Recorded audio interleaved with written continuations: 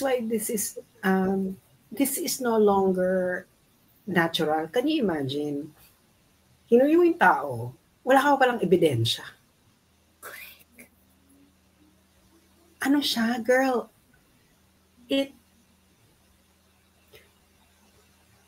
Thank you kay Joey, no, na in-echo niya uli yung, kasi paulit-ulit ko sinasabi yan before na, kaya nakakulong si PRD sa ICC, kasi binoto niyo siya, binoto siya ng bawat taong bayan to do exactly why he is now being detained in the ICC. So, hindi na siya, kaya tama yan, we have to do our part, okay, in order to bring back PRRD to the Philippines. Kasi yan lang naman gusto ng ating beloved old man, no? Just to be back at the Philippines. He doesn't care kung ikulong siya sa Pilipinas or whatever, but you need to bring him home. And second, I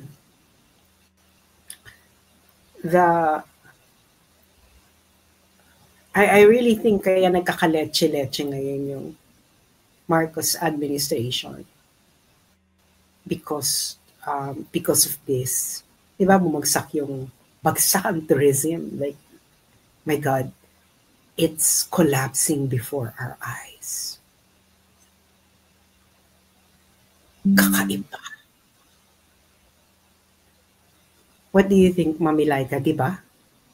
Kakaiba ngayon sa kahit anong aspeto, Sas. Yan, isa pa yan, tourism. Congratulate mo pala si Mami Laika kasi 1M na daw yung paper loss niya sa PSE. Alam mo, shoot na talaga. 1M? Tapos hindi mo ko binibigyan ng abuloy? May 1M ka pala. Loss nga eh. Bigyan niyo ako ng abuloy, kakaaraw ng patay, hindi niyo man lang ako naalala. Ay, ako naalala kita. Buti si Joey, naalala niya ako nung araw ng patay. Nagbigay siya ng abuloy. Kayo, hindi kayo nagbibigay. My God, respeto naman sa patay. Magbigay na kayo ng abuloy sa patay. Anyway, so, ano talaga siya? So, stuck. Can you imagine the Philippines is not there's no war on drugs that the Philippines is being criticized for in international media almost every day. There's no pandemic. What else? There is absolutely nothing that could go wrong in the Philippines given its current condition. The only thing that's wrong right now is the admin itself. Alam mo yon, yung kasi parang nung panahon ni Gloria, no? Gloria was so good that when she left, the country can run on autopilot because of the good economic fundamentals. Hindi ba, Mami Laika? Yep. And then, kaya nga si Noy noon, hindi niya na kailangan masyadong tumambling-tumbling because the fundamentals are there. So, Noy would have to be a really bad president if he would if he would not ride on the wave of what Gloria started. Bakla, how can you justify the current situation? There's really nothing working against the Philippines. In the big picture, nothing. yung sasabihin nila, kasi tsakang infrastructure, kaya walang masyadong turista. Bakla, our infrastructure has always been like this. Pero, Correct. bakit nung panahon ni Duterte, pumalo ng 9 million?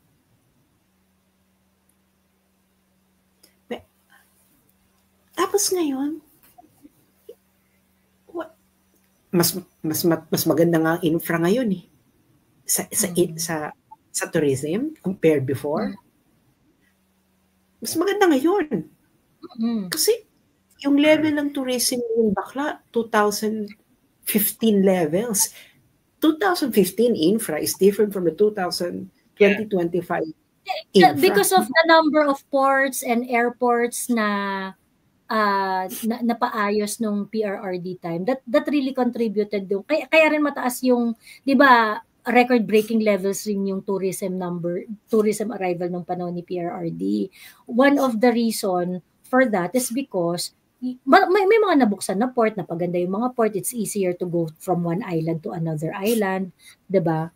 Actually there's really nothing that should be going wrong in terms of tourism, stocks exchange. Kasi,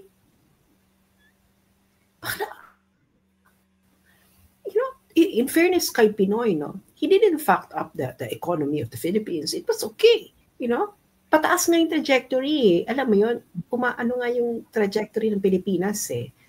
Tapos pagdating kay Bongbong, bakla, you inherited a lot of good things from all the previous administration, and then you cannot make it work. Paano naman inuuna pa yung politika?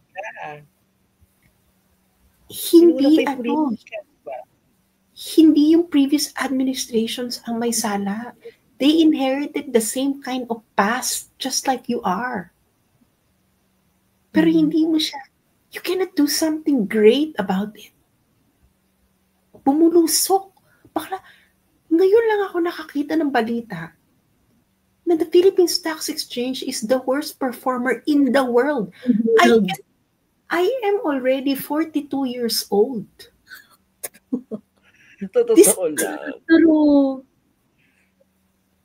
This is the first time I've ever heard. We never even heard this during the pandemic. That is why I think Bongbong Marcos already cemented himself as a president even worse than Pinoy. Kasi si Pinoy, at least kahit paano si Pinoy, he was able to ride the wave of what Gloria started. Hindi kung ano yung na-start ni GMA, hindi niya ni-ruin. So, si Pinoy, ang problema lang dito kay Pinoy, yun nga, parang bad decision maker, ganyan-ganyan, masyadong political yung kanyang mga decisions, mga ganun-ganun. Pero yung fundamentals, kahit pa paano, hindi niya finack up yun. Ganon, hindi niya finack up yun. Etong, ang pangalan nito, itong kay BBM, si PRRD, ni-level up niya yung fundamentals eh. Maganda yung, kumbaga, kahit pa paano yung infra pinaganda in order to, to pave way sana, to pave way dun sa low-lying fruit which is tourism eh. And nung tumakbo si BBM, sinabi niya yan na tourism is something that we have to pay attention to kasi it would give job immediately to the people. So dapat hindi natin yan ma-fuck up. Kasi mabilis pera dyan eh. Mabilis yung balik dyan. Pagkatapos, we have all the beautiful places to visit, ganyan-ganyan. So kumbaga parang, kailangan mo talagang pagyamanin yan. Anong ginawa? Konting effort na lang. Konting effort na lang para dyan. You have to do something really, really, really bad para umabot yung tourism natin sa ganitong level, sa negative 25.6%, sabi ni Sas, dun sa write-up niya, na-decline dun sa tourism arrivals natin. And sabi ko nga nung last na live, it is actually a combination of series of fuck-up para makarating tayo dito sa monumental fuck-up ni BBM. Putang ina, anong katarantaduhan ang ginawa mo para ang Bohol at ang Boracay ay mga mote? Diba? Bohol at Boracay, puntahan na yan. I mean, you do not even have to do so much para puntahan ng turista yung mga yan. Palawan, parang wala ka nang gagawin. Invite mo na lang, punta kayo rito. Parang, anong meron? Bakit hindi na tayo pinipili ng mga turista? Unang-una kasi po, ang isa sa malaking volume ng turista nanggagaling sa bansang inaaway natin. So, paano na yan? Inaway mo yung China. Yan yung malalaking, di ba dati nun yung turista pag pumunta dito, yung mga Chinese, pulo-pulutong. To the point na nakakairita kasi parang ano ba ito, puro inchik na nakikita ko. O, inaway natin. Alam mo, kaya you cannot save the tourism industry without changing your foreign policy. As simple as that. The media has to shut up. The media single-handedly killed. And the media won't admit this, ha? Kaya nga, yung DDH, yung diehard Duterte haters, they have no plan to reverse this condition. Actually, their plan is to actually worsen it. Oh, ano nga gawin nila? Gusto nila sila umupo. Ano to? Magdo-double down kayo ng anti-China hate. Bakla. Mga bakla. Gusto ko lang ipaalala, ha? 2025 na. Tapos na ang first quarter ng 21st century. Nasa second quarter na tayo. Bakla pag hindi mo inayos ang second quarter, aminin nyo yan. Mahirap nang humabot sa third quarter at fourth quarter. True. Aminin nyo yan sa school. Hindi ba? Aminin nyo yan sa school. Pag bumagsak ka ng first quarter, di mo na ayos ang second quarter. Buklo. Tatanda na tayo. Maring Laika, Maring Joey. Hindi pa rin nakakabangon ng tourism industry.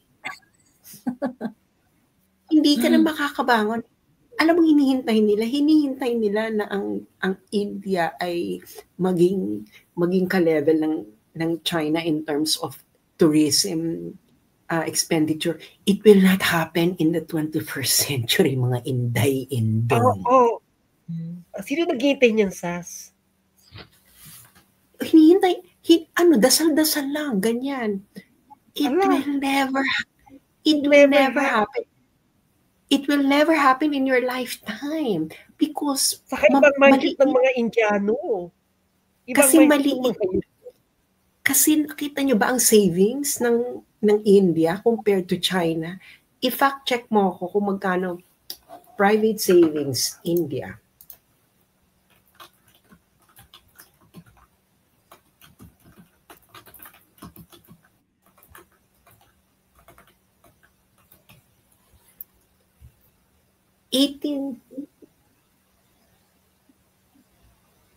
Ano lang siya, girl? 18.1% of GDP. Maliit yan for 1.7 billion. Billion population. Oo. Kasi ang China nasa 43.24%. So it's twice. Ano pa lang to? Ngayon pa lang to, ha? Hindi pa umaariba yung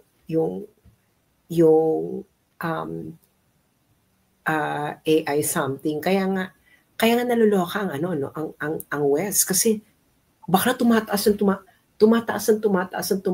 ang private savings sa China. Ibig sabihin nag-iimpok yung mga tao. So ibig sabihin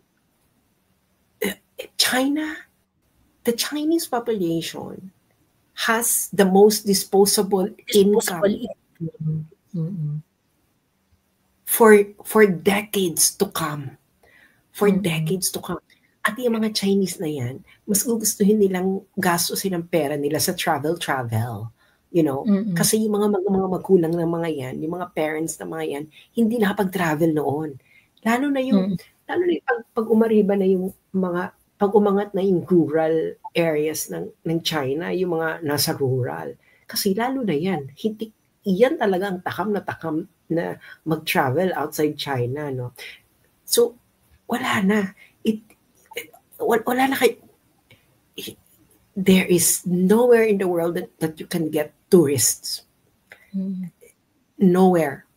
Yang kung hihintayin nyo yung India, ay baka lang next incarnation pwede. Pero it's not possible in your lifetime, no? So you don't actually have a good substitute to China. Kaya wala na. Kaya kita mo, bakit ka, diba? Bakit ka utang ng utang na parang, para sa mga utang na to? Wala namang nararamdaman. Hindi naman siya na, wala namang, saan ba siya ginagamit? Bakit ka utang na utang? Kasi baka wala na pumapasok ng pera. True. That is how it has collapsed. Like, I cannot imagine. Stocks exchange collapse. Bakla. Mga bakla kayo. Okay, have you ever heard in your entire lifetime that the Philippine Stocks Exchange has been called the worst in the world? Not in Asia, ha? Not in Southeast Asia. In the world. Bakla kung North Korea may stocks exchange, siguro mas maganda pa sa stocks exchange dito sa atin. You will never see it. It will take kaya yung 20 to 30 days mo. Bakla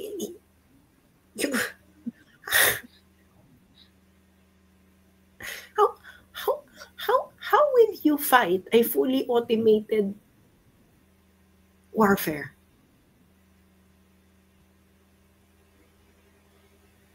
Una-una,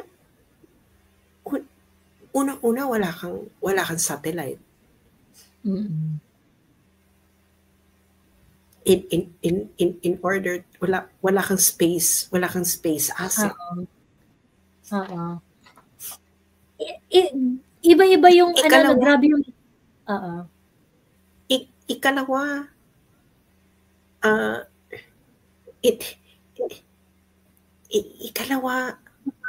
the country is already collapsing inside.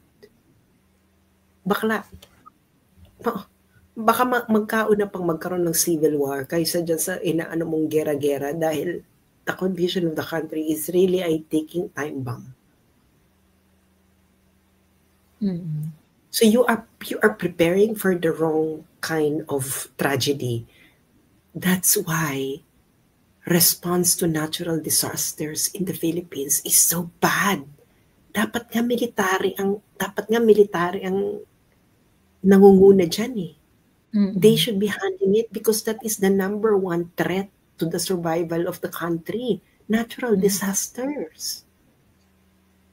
But they don't care. They are preparing for the wrong kind of disaster which will never happen. And then they are looking away from a disaster that is happening every year and intensifying every year. And they don't fucking care about that. How stupid can you get?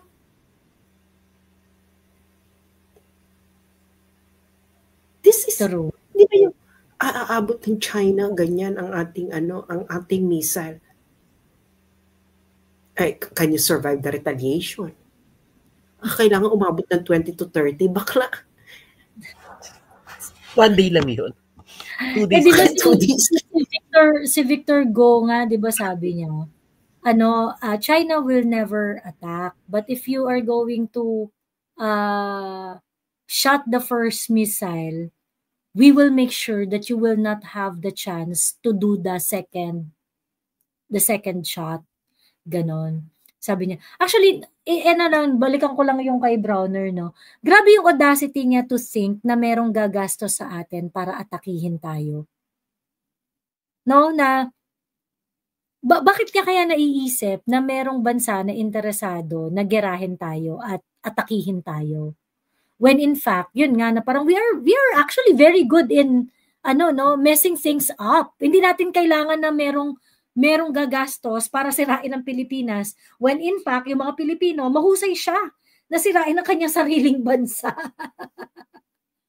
Pagkakagastusan pa tayo, parang saan nakukuha ng saan nakukuha ang audacity? Look.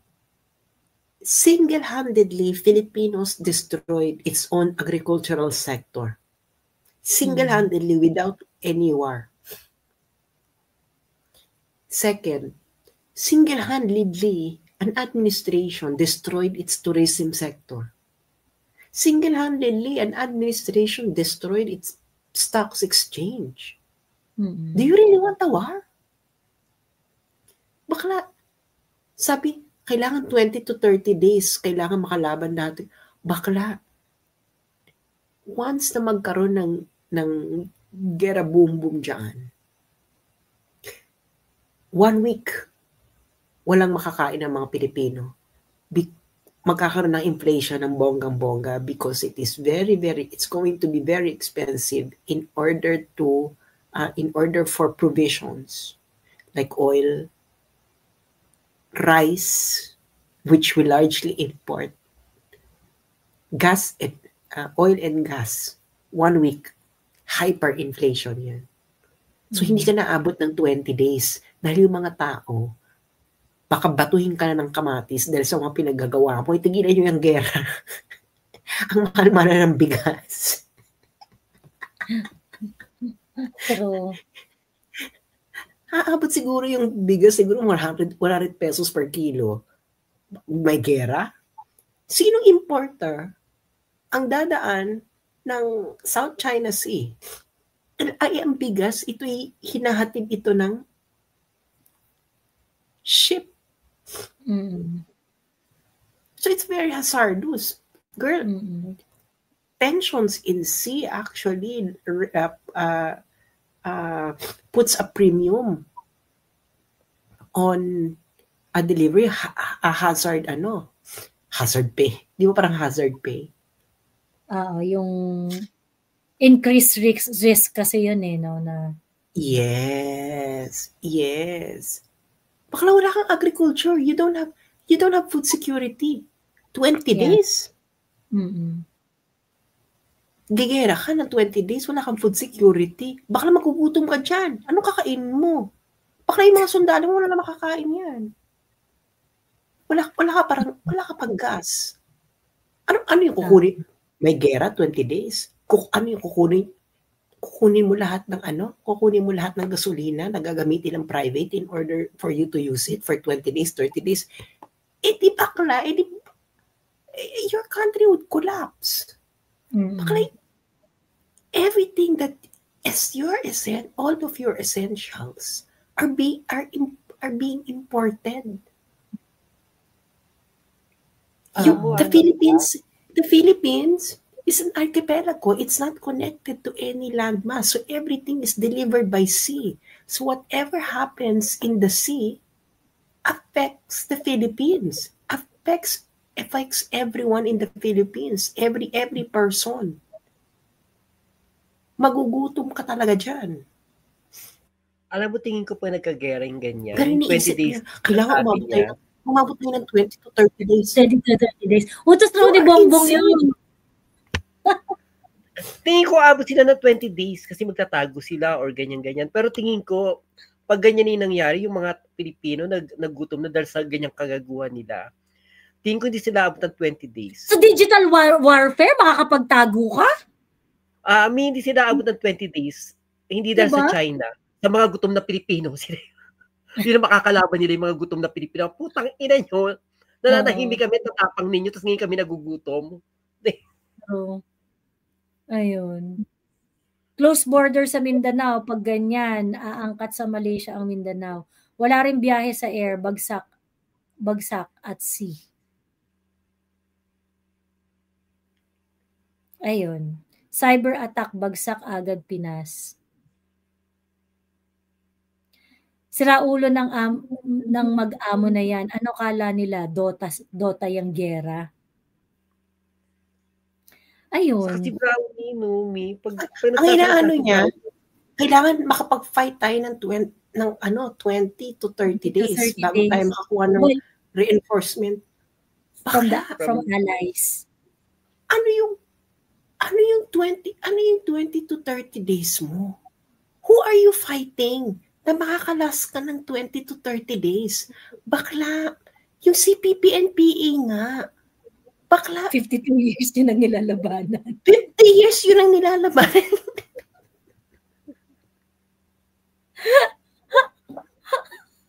Join kayo sa rally ng iglesia, 16-17 years. Yung parang parang walang pakialam si Browner sa kalagayan ng bansa. Yung, can you imagine, magsasalita ka ng ganyan, o kailangan makalaban tayo 20 to 30 years. Bakla you're sending signal to investors na, ay putang ina, ba't ako mag-i-invest dyan? Papunta na pala ng gera yung Pilipinas. Yun nga yung unang pinoint out ni Mami Laika kanina, na parang, nakarang ito ni brother, pero nagsasalita tayo ng ganyan. Diyos ko, tapos magtataka tayo kung bakit walang nag-i-invest. Diba? Sinong tanga mag-i-invest sa isang bansa na naghahanda na kami ng makakagera within 20 to 30 days. Parang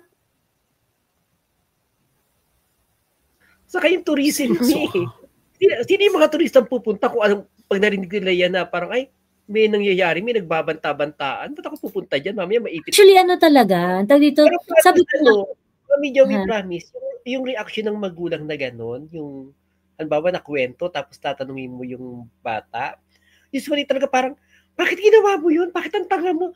Magagano mo talaga yung reaction, which is normal na reaction ng magulang, kaya sa bata, syempre, ang nun, parang, ako nung ngayon na loko, ako pa yung Pero kasi talaga, Mami Like, sabi ko nga, nung nag-usap kami ng kaibigan ko, sabi ko, parang kailangan pag-usapan to. Kasi tawag dito, ang dami rin talaga ngayong mga bata na sobrang mapupusok, sobrang sobrang, yung hindi mo alam kung inosente or saksakan ng landi. Yung parang, inosente lang ba talaga to na mamanipulate o talagang may kalandian lang rin talaga. Pero kasi come to think of it, 18 to 25 years old, ng mga kabataan ngayon, 500% ang increase ng HIV. So, hindi mo rin talaga matatago yung kalibugan ng mga kabataang Pilipino. Hindi ko alam kung niligan ko na. Alam mo yun, yung parang, it is a serious problem, ha? Kasi parang, tawag dito, siguro dahil sa access sa internet, yung easy access sa mga tapos hindi nababantayan ng magulang. Tapos yung, alam mo yung parenting kasi ngayon, yung parang yung impatient na, yung ayaw ng usisain yung mga anak, na parang, ano ba kailangan mo, tapos ibibigay na lang. And then they felt that they are good parents kasi nga they provide anyway. So, alam mo yun, so ngayon, yung mga bata, malaya silang nakaka-explore ng kung ano-ano. So, at a very, very early age, kasi, nung bata ako, kahit sabihin natin 13 years old, of course, nag-iisip na rin ako ng mga porn, yung mga obscene materials, ganyan. Nag-explore ka na rin. However, nung ganong age kasi natin, matatakot kang mahuli. So, hindi, di ba? Yung takot na takot kang mahuli. So, therefore, you cannot do it freely. Even if naano yung utak mo ng mga makamundong materials, ganyan. Ganon. Pero ngayon kasi yung mga kabataan, she didn't die because of cyberbullying. She didn't die because of the trauma that she had. She died because she couldn't take the trauma that she experienced when she was 13. That is the better story. So, I think, so kung hindi ninyo siya iayos na kwento, you would actually attack the wrong problem. Yeah. Dapat managot yung school niya. Mm-mm. Managot yung parents. What did you do? Did you do anything nung did you go back to the school? Did you confront the especially the spread of the the spread of the dapat makulong yung bata na nag-ano nun. Napanagot ba yung lalaking nagpakalat ng picture niya? Totoo. Ayun. So, yun na nga. Mga bata ngayon kasi talagang Malalami, promise. Malala. May kilala ko talagang walang pakialam. Pag nag-jug pa sila, ang ingay nila. Wala silang pakialam kahit nasa labas kami, nandoon kami kumakain or ano. Wala silang pakialam. Parang, di ba nahihiya tong bato? Nung bata kami, pag may gagawin kaming kakaiba, tagun-tago at walang makakaalam. Correct. And I think yun yung sense of fear yung wala sa mga bata ngayon Yung sense of fear ang wala sa mga parang ang feeling ng mga bata ngayon na parang hindi kasi kayo nung time ninyo pagka kunwari merong mga bagay na unfair, merong tinatanggap nyo na lang. Actually, come to think of it, meron ring wisdom yung meron ding wisdom yung it's not because tinatanggap mo na hindi tama tas tatanggap yung lulunukin mo lang. It's not really that per se. It involves yung trust rin dun sa parents namin that they're going to think of what is best for us. So, meron ka mga bagay na hindi mo naiintindihan. Kaso nag-decide yung parents mo na hindi, ito yung gawin mo. Or ito yung tama for you. Ganyan. So, at a certain point, kumbaga, parang you're going to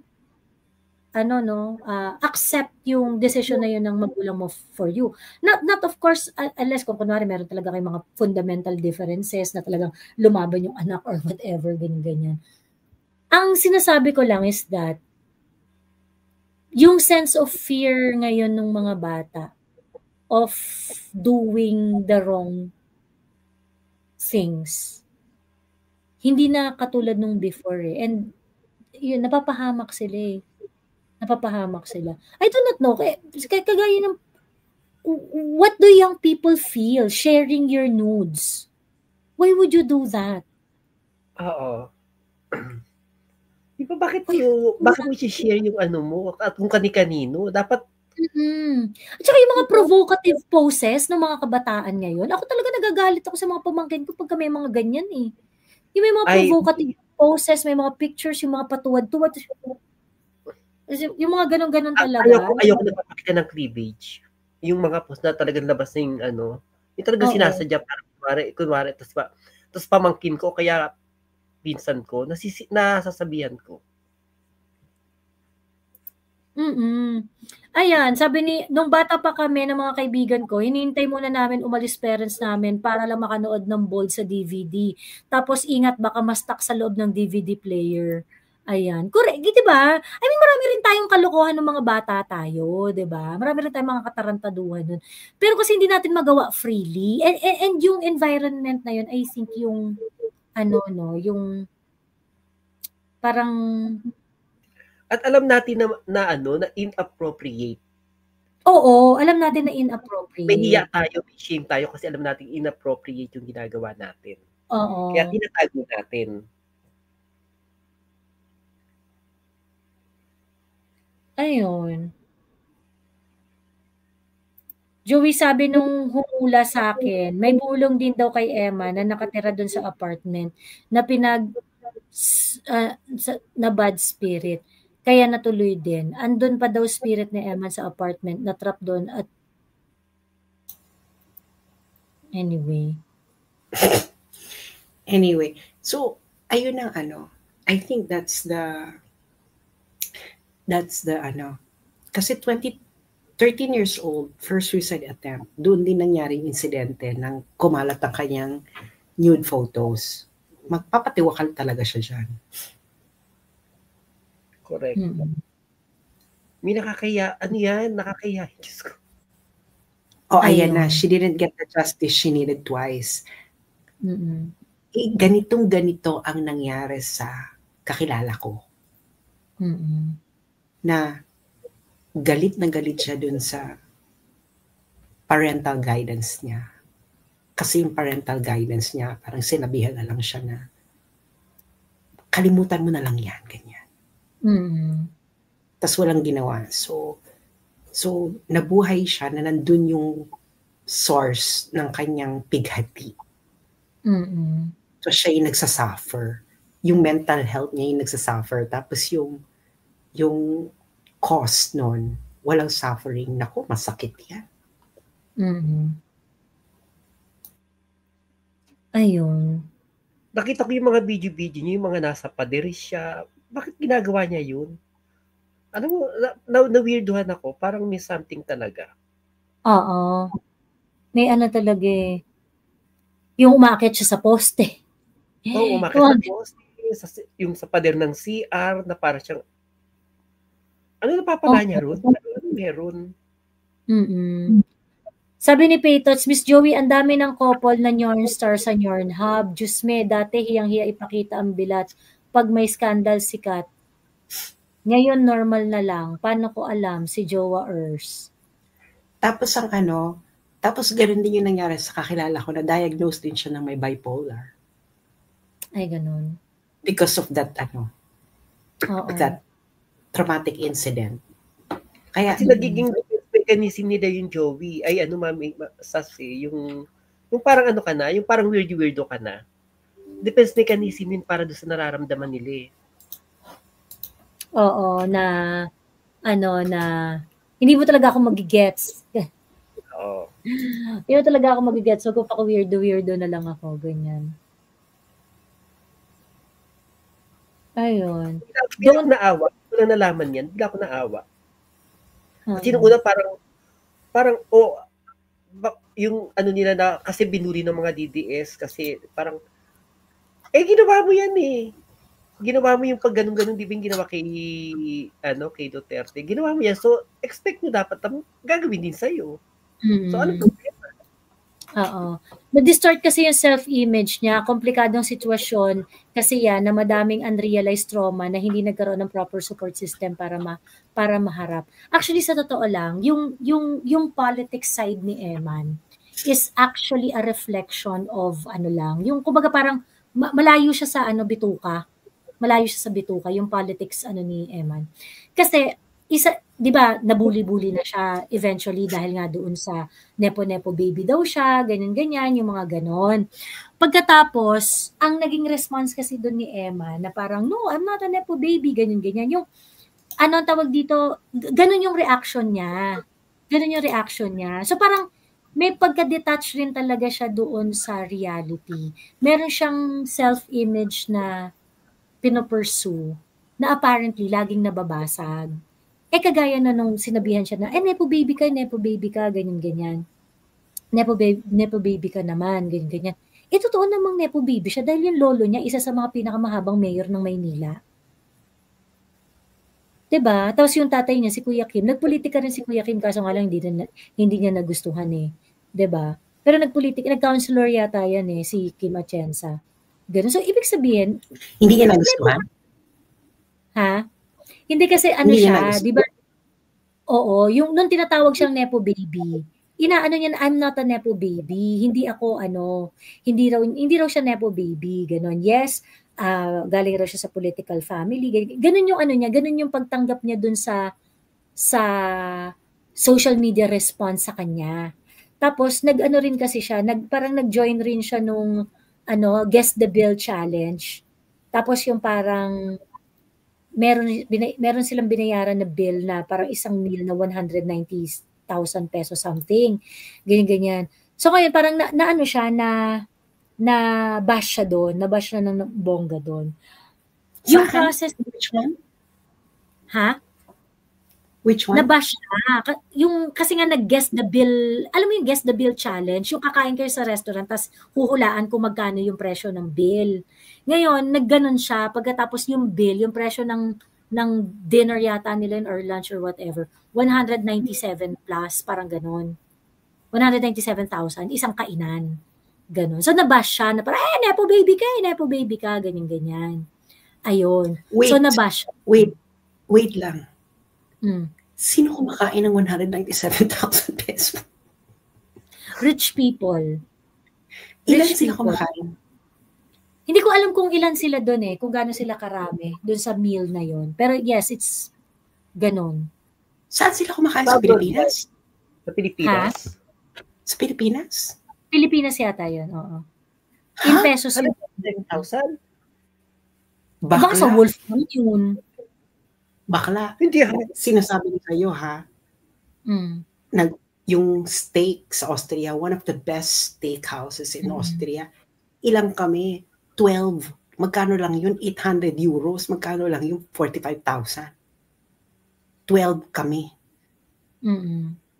Naloka rin ako kasi nakakain na rin ako sa Wolfgang. Anin kami. Syempre hindi ako yung may sagot, libre. Hindi naman umabot ng ganun. Oo. Yun na nga. So, anyway, ang point is that yung Guess the Bill challenge niya na ganun kalaki, nabash siya. Ang reaction niya dun is that, of course, parang pera namin to or whatever, ganyan. So, defensive siya. And she is not acknowledging yung fact na nepo baby siya. Nepo baby naman talaga siya. Wala na tayong magagawa doon. Nepo baby ka talaga. Ngayon, ang question dyan is whether or not ina-abuse mo yung privilege na yun, na ikaw ay galing sa pamilya ng politiko. Ganun. And I think, dahil nga yung explanation niya is parang dinedenay niya na nepo baby siya, lalo siyang nababash. Kasi parang, next na i-deny, hindi ba madedenay yan? Nepo ka talaga. Nepo ka talaga. Kasi nga, galing ka naman talaga sa political family. Ganyan. So, ang ginawa niya, in-explain niya yung nanay niya, in-explain niya yung parang source of wealth nila, ganyan-ganyan. Kumbaga parang mas naging komplikado tuloy ngayon. Instead of parang acknowledging yung fact na, yeah, I came from, I am a nepo baby, but ganito, ganyan, ganon. Ganun ba? So parang gusto niyang i-maintain yung siguro, feeling ko lang, siguro gusto niyang i-maintain yung idea na kaaway niya yung mga nepo baby. Nepo baby ka nga rin, ganyan. Ayun. Joke lang yung 190K na bill na yon, sabi ni Vegapunk 007. Ayun. Nga, parang in-explain nga rin niya yan Kaso nga lang parang hindi nga tinatanggap yung explanation niya. Hindi, alam mo,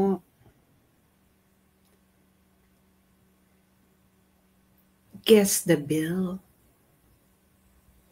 I think if you're someone who's going to do that, yung ganyang eksena nung 90s, people will think that you're a loser. Correct, Sas. Loser yung mga ganyan. Baka ko. Nung time natin, Sas, yung mga programa ng ganyan, parang tatasan ka namin ng kilay, parang kadiri ka. Whoever thought that this was a cool thing to do? Ang loser.